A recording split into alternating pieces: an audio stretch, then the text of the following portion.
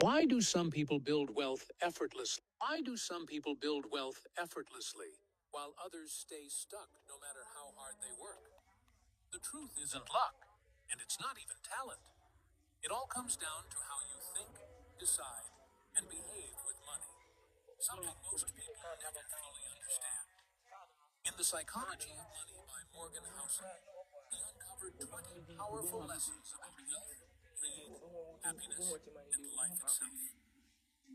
In this full audiobook breakdown, I'll take you chapter by chapter, simplifying every lesson so you can start applying it right away.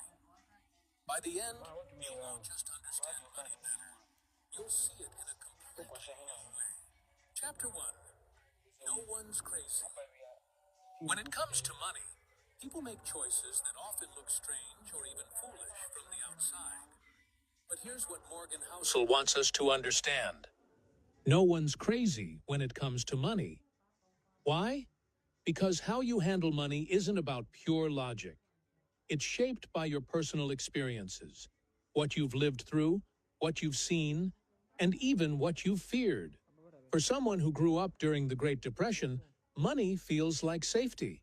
They may save obsessively and avoid risk at all costs.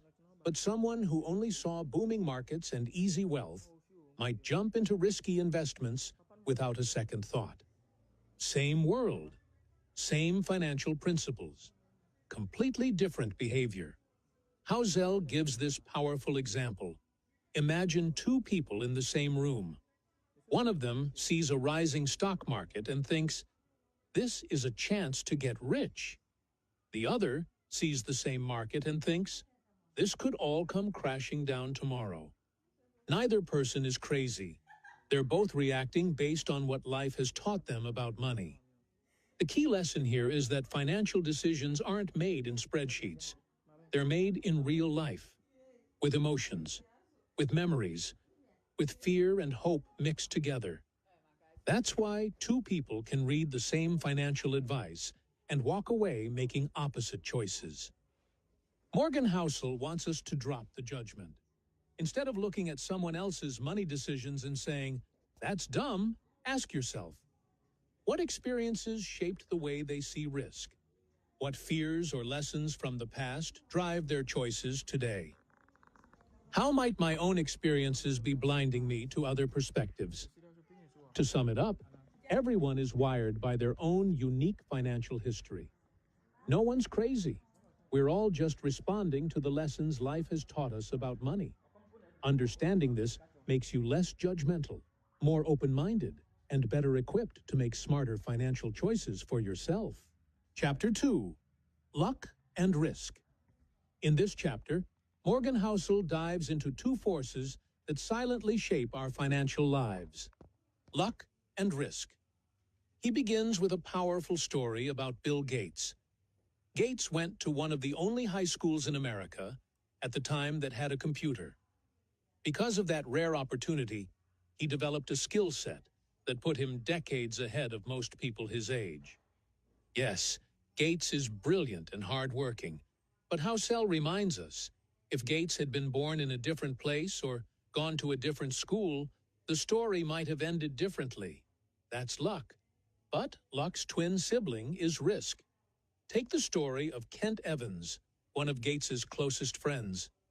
Kent was just as smart, driven, and full of potential as Bill Gates and Paul Allen, the co-founders of Microsoft. Yet Kent died in a mountain climbing accident as a teenager. Same opportunity, same talent, different outcome, because of risk. Here is the point Mogan Housel drives home. Luck means you can do everything right and still get results far better than your skill alone can explain. Risk means you can do everything right and still lose everything because of circumstances you couldn't control. Both luck and risk remind us to stay humble when things go well and to stay compassionate when things go badly for others. Too often, people look at a billionaire and say, they're successful because they worked harder than everyone else. Hard work matters, but so does being born in the right place, meeting the right people, or avoiding the wrong kind of accident. And on the flip side, we shouldn't look at someone who lost everything and assume they were reckless or lazy. Sometimes life just delivers bad luck. The lesson here is balance. Take responsibility for your actions because your choices matter. But stay humble about your success because luck often plays a bigger role than we like to admit.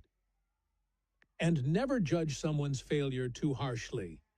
Risk might have played a bigger role than you can see. To sum it up, success is never 100% hard work, and failure is never 100% mistake.